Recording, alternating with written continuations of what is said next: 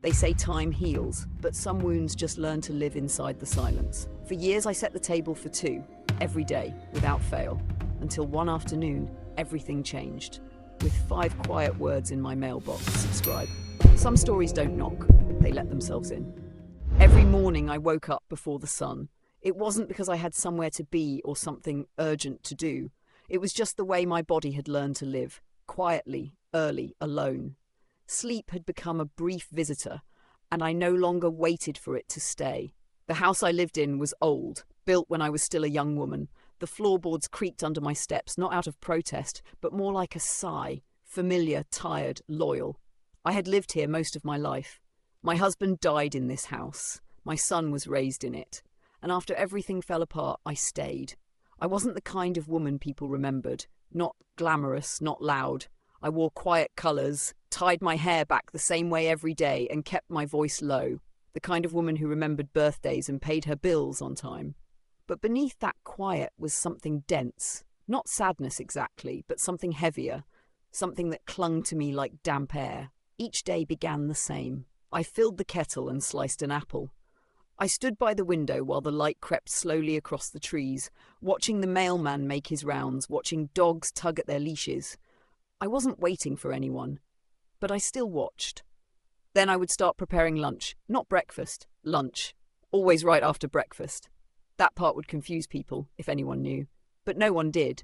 I didn't explain. It wasn't for them. The menu hardly changed. Something warm, something clean. Grilled chicken, baked potatoes, steamed vegetables, sometimes soup, always bread. I took care with the presentation, linen napkins, polished forks, the good plates. I didn't rush, I never rushed. I set the table for 2, 1 plate for me, 1 for him. The other seat stayed empty. It had stayed empty for years, but I couldn't bear the look of a table set for 1. That felt too final, too honest. People in town talked about me, I knew that. Some said I was strange. Others said I was devoted. A few just felt sorry for me. They didn't understand the weight of absence. They hadn't watched someone vanish and then lived with the silence that followed. I kept setting the table, every day. Because if I ever stopped, if I ever only set 1 plate, it would mean I had accepted that he was never coming back. And I wasn't ready to do that. Not yet. Maybe not ever. I often walked to the ocean. It wasn't far from the house, just past the main road, down a winding path where the trees grew sparse and the wind turned sharp. The sea was never calm here. It roared and hissed like it had something to say, something to strip away. I liked that. I liked the way the wind pushed against me, made my eyes water, made it hard to breathe. It felt honest. There was an old wooden bench near the edge of the bluff. That's where I always sat. It faced the open water, nothing in front of it but miles and miles of blue and grey. That's where he and I used to walk together, when he was still just a boy, and I still believed I had time. He was tall, even then. Taller than I expected him to be. The kind of boy who always left the fridge open and forgot to lock his car. Stubborn as hell. Funny too, he used to argue with me about things he didn't even care about, just to make me roll my eyes. His laugh could shake the dust off the walls. His hair was always in his face, no matter how many times I told him to cut it. And then there was that night. He came home late, later than usual. I remember the sound of the door, how it closed too gently, like he was trying not to wake me. But I was already awake. I had been pacing the living room, my arms crossed so tightly across my chest that I felt sore for days afterward. He smelled like the ocean, salt and cold. But there was something else too. Panic. He looked pale, unsteady, like something had unravelled inside him. He tried to explain. His words came out fast, tangled. He said he'd been accused of stealing money at work, but he hadn't done it. That it was all a mistake, a setup. He just needed me to believe him. But I didn't. I was tired of his mood swings, of the worry, of the tension that had started to settle between us like dust. I thought he was trying to make excuses. I thought he was lying. Worse, I thought he was disappointing me, again. And I let that be louder than the fear in his eyes. I told him to leave. I shut the door, and I locked it. The next morning, he was gone. His bed, untouched. His shoes still by the door. But he was nowhere. I called his friends. I drove around town. I checked the diner, the park, the place by the tracks where he used to sit when he was younger. No one had seen him. 2 days later, someone found his jacket and backpack near the edge of the cliff by the water. It looked staged, like something left behind, like a message. Everyone assumed the same thing. He had jumped. The town sent cards. A small, quiet memorial was held by the pier, but they never found a body. And I never stopped wondering, what if he hadn't jumped? What if he waited? Waited for me to come looking, waited for me to open the door, to believe him, just once, when it mattered. I had told myself that night was a blur, that I didn't mean it, but I remembered every second. The way I stood there, hand on the knob, heart pounding, pride louder than love. So I set the table for two, every day, not because I thought he would come back, but because I needed to believe that if he ever did, he'd know he was still welcome. I never liked going to the post office. There was never any real reason to go. No one wrote to me. No one sent anything. My bills were paid automatically, and the catalogues that used to fill my mailbox had long since stopped. The world had moved on, and I had quietly stepped aside. But that morning, something pulled me toward the mailbox. I wasn't expecting anything, not consciously, but my hands moved on their own as I slipped into my coat and walked down the gravel path to the edge of the road. The wind was still sharp, still carried that briny sting from the ocean. The metal box creaked as I opened it. Inside, there was only a single postcard. No return address, no name, just 5 words in handwriting that felt half familiar, like a dream I couldn't place. I'll be there soon. Don't worry, my hand trembled as I held it. Not from fear. I'd known fear.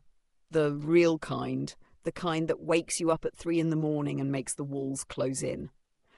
This wasn't that. This was something I hadn't felt in years. A pull in my chest, a shiver down my spine, a warning maybe, or a promise. I tucked the postcard into my pocket and didn't tell anyone, not that there was anyone to tell. Later that week, he walked through the door of my shop. It was just past noon. The light outside had turned gold and heavy, the way it did in late fall. I was dusting the shelves when the bell above the door rang. I turned, expecting a local or maybe one of the tourists who still wandered through town despite the season. But it was him. A man stood in the doorway. His hair was grey, cut short, and his face was lined in a way that spoke of hard years and long silences. He wore an old jacket, and his hands were tucked into the pockets. His shoulders were broad, but there was a slowness to his posture, weight that didn't come from age alone. And still, I knew by the way he scanned the room, like every object meant something. I knew by the way he walked, a little uneven on the left side as when he was a boy. I knew by the shape of his fingers as he reached out and picked up Glocks from the shelf, one of the ones I used to make by hand, back when my eyes were sharper. It was him. Older. Thinner. But him. Everything inside me went still. My chest felt hollow. I thought absurdly that if I spoke, if I moved too fast, he would vanish, like something half-summoned in a dream. I didn't cry. I didn't speak. I just stood there and watched him hold the box like it was a relic from another life. He didn't smile. I didn't either. Something unspoken passed between us, something vast and heavy and impossible to name. He set the box back down carefully. I gave the smallest nod, and then we looked at each other.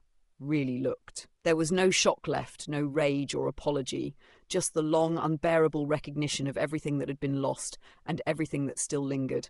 I took a single step forward. He didn't move. I reached out slowly and touched his arm. He leaned into the gesture, barely. That was all it took. We didn't speak. We didn't cry. We simply stood there, and then, carefully, like remembering how to breathe, we folded into each other, not tightly, not dramatically, quietly. Like people who used to be family and weren't sure if they still were, but needed to feel that they might be. His chin rested near my shoulder. My hand found his back. For the first time in years, the silence between us felt different. Not empty, just full of things that didn't need to be said yet. He had come back. That was enough. He stayed, not for long, just a few days. But he stayed. He slept in his old room, the one I hadn't changed in all those years. Everything was still there, waiting, as if frozen in time. The faded pennant over the window, the high school diploma in a chipped frame, the shelf of worn-out paperbacks, the baseball cap that never fit him quite right. Dust had settled, but it was still his space, still his shadow in the corner. We didn't talk much during the day. There was no need to fill the silence. We moved around each other slowly, like people learning to share space again after a long absence. I made meals like I used to. He helped me carry firewood. We didn't force anything. There was a strange peace in the stillness, like we both knew the shape of the goodbye that was coming. At night, I sometimes heard him moving.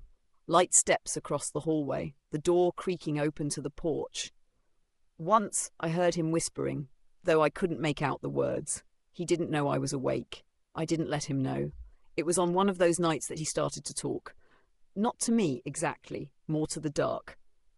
I lay still, listening. His voice was soft, stripped of anything performative, just the weight of truth finally spilling out. He hadn't stolen anything. He'd been blamed for something he didn't do. There were cameras, cash missing, and he was the new kid with no connections. It didn't matter what was real. What mattered was that no one stood up for him, not even me. He said he didn't care. Not really. Not then. He just wanted to come home, wanted someone to believe him, even if the rest of the world didn't. And when I closed the door, he understood what that meant, that there was nowhere left to go. So he left. No destination, no plan, just away. He slept on benches in shelters, sometimes in strangers' basements. He worked at odd jobs, some legal, some not. He said the years blurred together after a while. There were things he didn't want to remember, things he couldn't say aloud. He thought about coming back, often, but each year made it harder. Shame grew heavier than distance. He convinced himself I wouldn't want to see him, that maybe I hated him, that maybe he deserved that. Then he got sick, a bad kind of sick, the kind where doctors stop giving you timelines and just talk about comfort. That's when something shifted. He said he didn't want to die with the silence between us. He didn't want the last thing he remembered about home to be a locked door. He hadn't come back to be forgiven. He hadn't come back to explain himself. He just wanted to see me, to know whether I would still look at him the same way or not. When he said those things, he wasn't asking anything of me. He didn't cry. He didn't plead. He just let it settle there, like something fragile placed gently on the table between us. And I didn't speak. I didn't know how. I reached across the space and took his hand. It was warm, thinner than I remembered, but real. And in that moment, there were no answers, no undoing the past, just his hand in mine and everything it meant. That evening, I set the table for 3. I didn't plan it. I didn't even think it through. My hands just moved that way, placing the extra plate, unfolding the napkin. For the first time in years, the empty chair wasn't here. The absence had shifted. I called across the fence to my neighbour, a young widow with a small daughter who was always watching the world with wide, serious eyes. She looked surprised by the invitation, but she said yes. They came a little after 6, the girl holding a small bag of crackers like it was treasure. I made something simple. Roasted vegetables, a chicken stew, warm bread. I'd been rising since morning. The girl sat next to me. At first, she was quiet, fidgeting with her spoon, her little shoes barely touching the floor. I folded a napkin into the shape of a rose, the way I used to when he was small and bored at the table. She smiled. Then she laughed. The sound startled me, not because it was loud, but because it was light, pure. It felt like something had cracked open in the room. We ate slowly. He barely touched his food, but he watched. He watched the flame of the candle dance. He watched the way the girl leaned against her mother. He watched me pass the salt and tear a piece of bread in half. He took it all in like someone memorizing a place they once knew, but could never return to. It wasn't sadness in his eyes. Not entirely. It was something more fragile. A kind of farewell that didn't need words. Later, the dishes sat rinsed in the sink, and the chairs were pushed back under the table. The girl waved goodnight and left a sticky handprint on my sleeve. I didn't wipe it away. He went to bed early, said he was tired, though he didn't need to say it. I heard his footsteps down the hall, heard the door close, heard the springs of the old mattress sigh beneath him. I sat up for a while, pretending to read. But I knew, in the middle of the night, I walked quietly to his room. The door was slightly open. The moonlight spilled across the floor. He was lying still, his face turned toward the window, the blankets undisturbed. I stood there for a long time. He was gone, but not in the way I had feared for years. Not angry, not lost. Just didn't cry. Not then, not later. The grief I had carried for so long had changed shape. It had become something quieter, something softer. The silence in the house was no longer heavy. It no longer pressed against my ribs. It was just silence, and I could live with that. Now I ate lunch alone again, but I no longer set the second plate. I didn't need to. The ritual had served its purpose. He had forgiven me, even without asking me to say the words out loud. That forgiveness had settled into the walls of the house like sunlight after a long storm. I had begun keeping new notebooks in the shop. Clean, thick paper, hard covers in deep greens and warm browns. People liked to write things down again, it seemed. I started placing small signs around the shelves, little phrases I scribbled in pencil. One of them stayed in the window. Memory is not a burden when it's shared. Sometimes children wandered in with their parents, their fingers sticky from ice cream, their eyes wide at the glint of glass animals on the shelves. I let them touch. I told them stories about the owls and foxes and turtles in my display. If they listened closely, I gave them a cookie from the old tin under the counter. It became our quiet agreement. The house felt different now. Not quieter, it had always been quiet, but lighter somehow, as if it had released a long-held breath. I no longer caught myself glancing at the empty chair during meals. I no longer paused at the sound of the wind, wondering if footsteps would follow. I simply ate. Slowly, without hurry, I used the good dishes when I wanted. I let the soup simmer a little longer. I arranged flowers in the kitchen, even if they wilted quickly. What I did now was not for the dead, not for ghosts or guilt or imagined returns. It was for the living, for the warmth that still moved through my hands, for the air that still filled my lungs each morning. He had come back to free me, and in doing so I found the strength to let go of him too. Maybe that was love. Not the kind that shouts or clings, but the kind that waits in silence and releases when the time comes, even if it arrives late, even if it arrives only once.